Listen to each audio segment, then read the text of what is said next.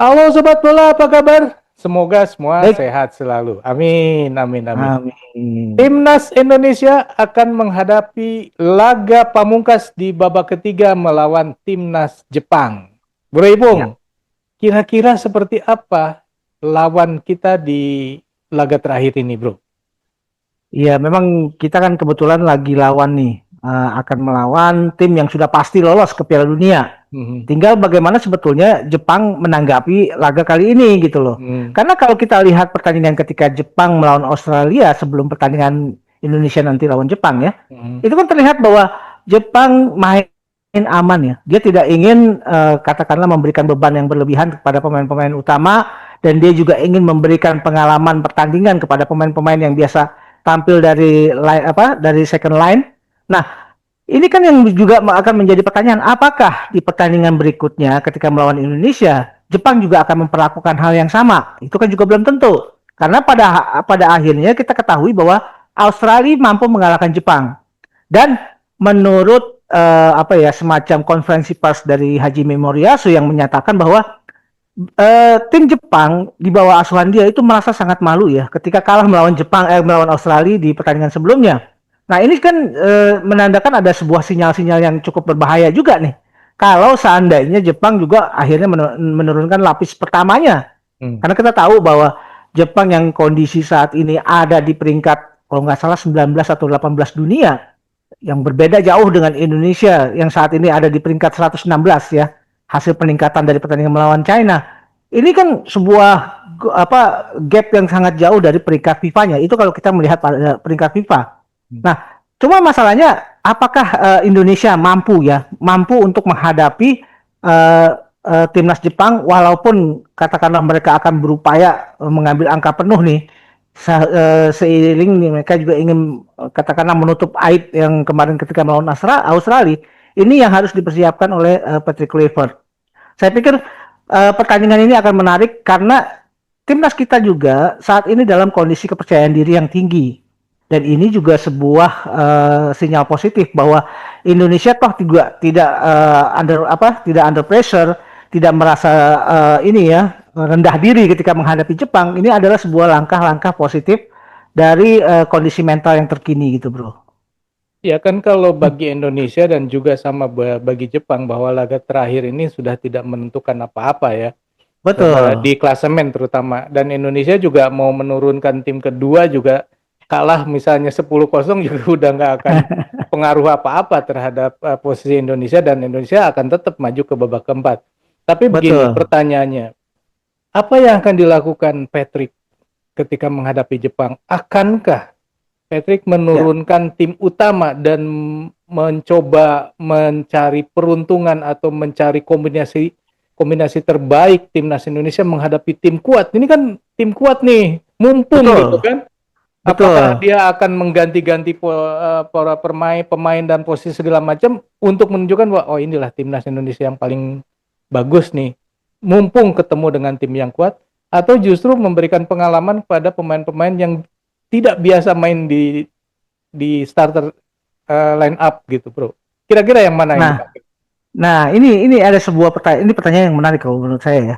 Karena gini, dalam hal ini melalui beberapa pertandingan kan Patrick juga belum belum mencapai angka 10 ya, 10 Hmm. kali pertandingan melawan bersama tim Indonesia. Hmm. Tentu dalam hal ini eh, Patrick Kluivert pun masih dalam fase mencari racikan yang paling paling mujarab lah. Hmm. Racikan yang paling utama ketika dia harus menurunkan line up. Hmm. Terlihat ada perubahan-perubahan dari pertandingan ketika melawan Bahrain, ketika maupun pertandingan kita lawan Australia dan sekarang kita akan melalui pertandingan melawan Jepang, melawan China ya kemarin ya. Itu Hmm. kan perubahan-perubahan itu selalu terjadi. Hmm. Selalu dari pertandingan-pertandingan satu ke pertandingan berikutnya ada perubahan-perubahan line up yang di formasi yang diturunkan oleh Patrick Kluivert. Ketika melawan China, siapa yang akan mengira bahwa Jakob Sayuri itu mampu menggantikan Kevin Dix? Karena kita Hmm. masih menganggap bahwa Kevin Dix dengan pengalaman internasional yang begitu banyak, dia dianggap mungkin ya dalam tanda kutip lebih kualitasnya daripada Jakob Sayuri. Hmm. Tapi apa yang terjadi di lapangan? Jakob Sayuri begitu bagus bermain. Bahkan dia mampu menutup dan mampu juga menjadi penggalang serangan ya. Walaupun posisi dia bermain di winger, tapi dia punya keleluasaan yang bermain dengan Egy Maulana Fikri begitu loh bro. Kemudian kita lihat juga peran Ricky Kambuaya ya. Kita tidak pernah menyangka. Saya memang kan dari materi yang sebelumnya saya sempat sangat mention ya, sangat beberapa kali mengucap mengenai 3 pemain yang saya harapkan hadir. Egy Maulana, Ricky Kambuaya dan Emil Audero. Ketiga-tiganya ketika pertandingan melawan China begitu bermain dengan sangat bagus. Emil Audero dengan penyelamatannya yang baik. Kita oke lah kalau Emil Audero memang dari sisi pengalaman pun mungkin dia sedikit lebih baik ketimbang Martin Paes ya. Karena pengalaman dia lebih banyak. Siapa yang menyangka bahwa Ricky Kambuaya yang saya pikir ketika akan bermain melawan China akan lebih bertahan, justru malah didorong ke depan.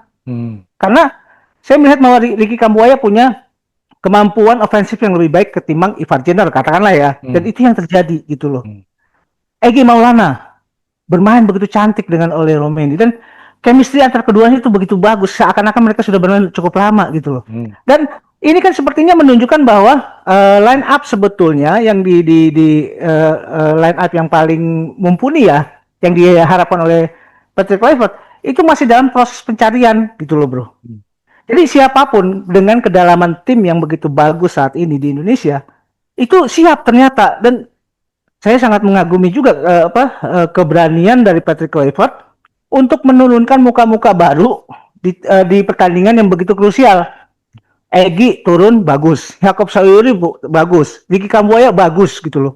Bahkan tiga pemain ini justru pemain-pemain yang sangat perform ketika melawan China. Dia hampir tidak ada gap dengan pemain-pemain diaspora gitu loh. Ini artinya apa? Chemistry antara pemain diaspora maupun pemain abroad dan pemain liga domestik itu sangat bagus, saling tarik menarik untuk semua bisa menurunkan potensi terbaiknya mereka. Ini sebuah sinyal yang sangat bagus menurut saya. Dan kalau ditanya bagaimana kemudian formasi yang akan diturunkan melawan Jepang, ini juga saya pikir masih menunjukkan sebuah misteri ya. Karena bisa saja formasi yang diturunkan ketika melawan China diturunkan lagi ketika melawan Jepang, atau dengan kedalaman skuad yang begitu baik, Patrick Kluivert ternyata mencoba racikan yang baru gitu loh bro. Ini bagus deh, menarik ini bro. Satu hal, lu kemarin menganggap bahwa Beckham Putra nggak akan masuk, ternyata justru iya, betul. Dipuji-puji banyak orang bro. Betul. Ya saya juga saya juga mengakui ya bahwa ternyata analisa saya sangat keliru ya mengenai Beckham Putra ya. Ternyata ketika Beckham Putra diturunkan sebagai pemain pengganti, justru dia mampu menciptakan peluang loh yang hampir bisa dikonversi oleh Kevin Dix. Ini kan ya itu tadi kejelian dari coach Alex Pastoor maupun Patrick Kluivert untuk bisa menentukan siapa pemain yang terbaik dalam kondisi jalannya pertandingan seperti ini. Ini adalah seperti permainan catur ya. Dia harus mengambil langkah yang mana. Ternyata ketika Beckham Putra diturunkan, malah makin hidup pertandingan itu. Karena Beckham Putra dengan tubuhnya yang kecil itu juga kan tidak takut lah menghadapi pemain China yang menjulang tinggi gitu. Dia punya agility, punya kegesitan yang tidak dimiliki oleh pemain-pemain lain. Dan ternyata ketika dia bermain di tengah, dan dia juga harus menjadi pemain yang bisa memanfaatkan peluang atau menciptakan peluang, itu bisa dia lakukan gitu bro. Ini menarik sih sebenarnya ya. Jadi kalau kita perhatikan ya, di belakang ini kayaknya udah fix nih 3 pemain ini nih. Kecuali kalau ada kartu kuning, wah udah deh. Ini bahaya. Kayaknya bahaya nih. Hubner nih udah kayaknya udah kena ya kartu kuning ya. Jadi ini di belakang ini kayaknya udah nggak bisa tergantikan kecuali ya itu kartu kuning atau apa gitu ya. Betul. Yang bisa mengganggu ketiganya. Tapi kelihatannya di lini belakang nih udah ketemu nih. Udah 3 dan selalu clean sheet ya. Nah, kecuali waktu lawan Australia kan tidak 3 pemain ini kan, beda kan. Ketika udah lawan Bahrain dan sekarang Cina juga bagus nih. Di depan ini yang sekarang kayaknya ketemu nih pasangannya antara Ole dengan Egy ya. Nah, di tengahnya nih yang masih kelihatannya agak goyang-goyang ya, bro. Nah, saya sih begini, ada satu hal yang menarik ketika Justin Hubner kan kita tahu ya, pemain yang begitu temperamen ya. Tapi ada pemain-pemain lain yang berusaha bisa menurunkan tensi, berusaha untuk membuat Justin Hubner tersadar bahwa perannya dia di lapangan itu lebih penting ketimbang dia harus dapat kartu gitu loh. Hmm. Itu ada di Joey Pelipesi ya. Hmm. Joey Pelipesi ini seperti mentor ya, mentor terhadap bagaimana anger management seorang pemain itu bisa di-manage dengan baik oleh Joey Pelipesi. Nah, ini artinya itulah yang namanya butuh sebuah sinergi yang baik, bukan cuma sinergi di lapangan tapi juga sinergi dalam hal-hal psikologis gitu loh, Bro. Nah, kalau di tengah saya masih melihat ya posisi-posisi ya seperti Tom Hay mungkin tidak tergantikan sebagai gelandang kreatif. Joey Pelipesi sebagai gelandang bertahan yang sangat cepat dalam mengantisipasi gelombang serangan balik dari pemain lawan. Kita juga melihat, saya juga masih melihat bahwa peran ada di situ, misalkan Verdong bisa di depan, di kiri ya, untuk membantu pertahanan, membantu penyerangan, ataupun dia juga harus bisa cepat melapis. Di kanan dengan kondisi Yakob Sayuri bermain seperti itu, rasanya Kevin Dix juga harus mulai berpikir ulang nih bahwa dia punya seorang kompetitor yang juga bagus dari Liga 1, Bro.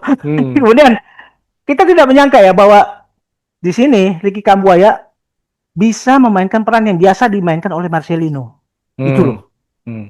Ya di kanan tetap. Di sini saya melihat ada peran Egy yang begitu bermain baik ketika ditempatkan di kanan dan tetap oleh Romeni adalah pilihan utama. Nah, cuma permasalahannya dengan kehadiran Marcelino Ferdinand dan Martin Paes, ini juga kan menimbulkan sebuah dilema baru nih. Artinya Patrick Kluivert juga harus berpikir ulang nih. Siapa yang mau diturunin? Nah, masalahnya Ricky Kambuaya on fire, main begitu bagus. Dia bisa menggantikan perannya dari Ferdinand. Nah, di belakang Emil Audero juga bagus. Nah, ini juga Martin Paes juga mulai berbenah nih. Jangan sampai kiper utama diambil Emil nih. Nah, ini jadi menarik. Nah, tinggal masalahnya peran Egy di sini. Nah, kalau melawan China kita menempatkan 3-4-2-1, itu kan peran Egy sebagai pemain dengan Kambuaya kan bermain di ini ya. Di second false nine lah boleh dibilang gitu loh. Dia juga akan menopang dari pergerakannya Ole gitu loh. Itu ketika Indonesia bermain di kandang. Nah, ketika Indonesia bermain di Jepang, apakah pola ini masih cocok gitu loh, Bro? Kita tahu Jepang sangat kuat dalam counter attack maupun penguasaan bola mereka, dan organisasi permainan juga sangat rapi. Itu adalah filosofi sepak bolanya Jepang. Nah, ketika melawan Jepang, apakah cukup bijak menempatkan 3 pemain di depan gitu loh?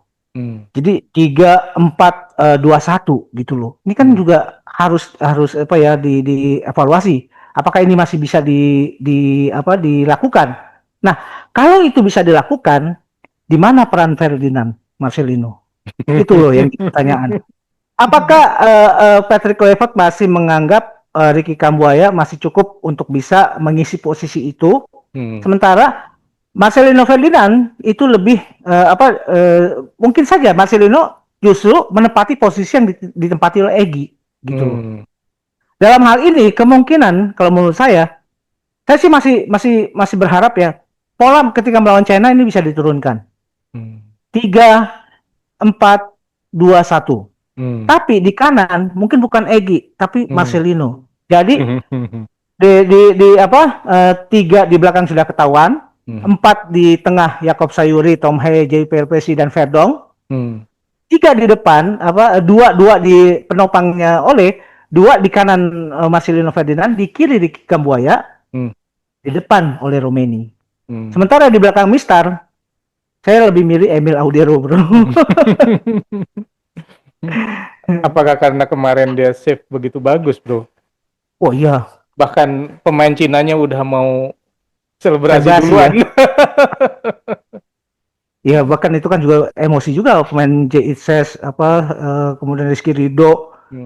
Itu kan sangat surprise juga dengan penyelamatannya Emil Audero ya. Mereka begitu begitu appreciate ya dengan penampilan Alder, walaupun di awal-awal dia kan ini pertandingan debutnya dia ya, Hmm. masih agak nervous lah. Itu Hmm. itu hal yang wajar. Hmm. Tapi ketika dia bisa save dengan sangat bagus, Hmm. itu kan wah, tingkat kepercayaan pemain belakang kita terhadap kiper juga bagus. Hmm. Tingkat kepercayaan kiper sendiri pun atau terhadap penampilannya itu juga makin bagus. Hmm. Nah, ini yang seharusnya bisa dipelihara. Hmm. Makanya momentum mentalitas dan kondisi psikologis Emil ini harus dimanfaatkan untuk pertandingan lawan Jepang gitu loh, Bro.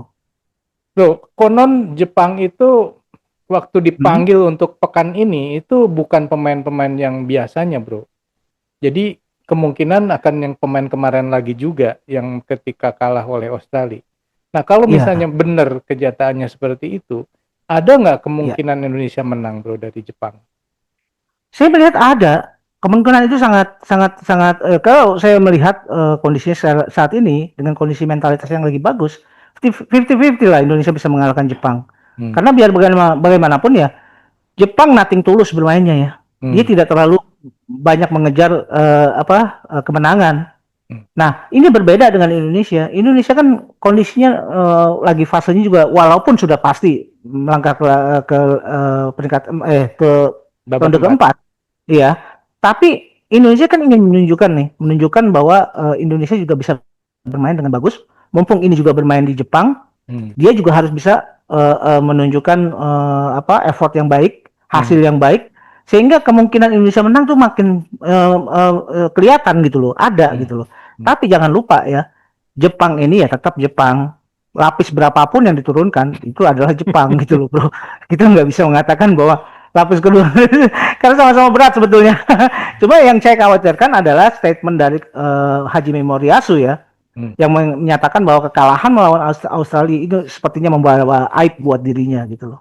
Nah, bagaimana dia kemudian membalikan posisi yang seperti ini, dia ingin menghapus aibnya ini juga akan bisa mempengaruhi jalannya pertandingan nanti, Bro. Iya, iya, iya. Tapi kalau misalnya Indonesia menang, Ya, ranking FIFA kita naik lagi, Bro. Banyak pasti. pasti pasti mengalahkan Karena China kan aja kita kan naik. naik. China itu kan ranking 90-an. Nah, Ya, ini Jepang ini kan di bawah 25 ya, maksudnya di atas 25 besar lah. 20 dia kalau nggak salah 19 atau 18 Iya, dunia. 25 besar lah. Hmm. Pastinya Hmm. kan poinnya besar kalau Indonesia bisa mengalahkan apa namanya Jepang, dan Betul. tentu targetnya Pak Erick Thohir untuk masuk 100 besar ini akan jadi lebih mudah nih. Bisa jadi Betul. Indonesia akan menyalip Vietnam nih kalau Indonesia menang. Bisa, itu bisa terjadi. Bisa juga mungkin tertunda menunggu pertandingan di ronde keempat. Karena Iya, ya, pertandingan ronde keempat pun kita juga melawan tim-tim yang jauh di atas kita peringkatnya. betul. Jadi harapan untuk mendapatkan poin-poin FIFA yang cukup signifikan Hmm. itu masih sangat terbuka mengingat Indonesia masih menjalani pertandingan di bulan Oktober nanti untuk ronde keempat, gitu Iya, bro. iya. Ya memang kalau kita bertanding di kualifikasi Piala Dunia ini faktor pengalinya jauh lebih besar daripada FIFA Matchday biasa. Jadi Betul. makanya Malaysia kalau nggak di kualifikasi Piala Dunia nggak bisa nyusul, Bro. Walaupun dia FIFA Matchday dengan tim-tim kuat, dan masalahnya kemarin dia kalah lagi nih Malaysia. Sudahlah, kalau Malaysia memang aneh bro. Malah ada naturalisasi melalui jalur transfusi darah. Bukan darah keturunan, tapi transfusi darah bro. Beneran nggak apa bercanda? Ya itu bercandaan, itu Oh. bercandaan. Oke Sobat Bola, itulah obrolan kita mengenai Hmm. bagaimana kira-kira laga Indonesia lawan Jepang ya, tanggal 10. Dan tadi disebut bahwa Indonesia punya peluang untuk menang, walaupun peluangnya tetap aja 50-50 ya, artinya ya masih bisa kalah bisa menang. Kalau menurut Betul. Sobat sendiri seperti apa? Indonesia bisa nggak mengalahkan Jepang? Yang katanya timnya ini bukan tim utama. Silakan tulis di kolom komentar. Sekian dulu obrolan kita lanjut di obrolan lain. Sampai jumpa, bye. Thank you bro.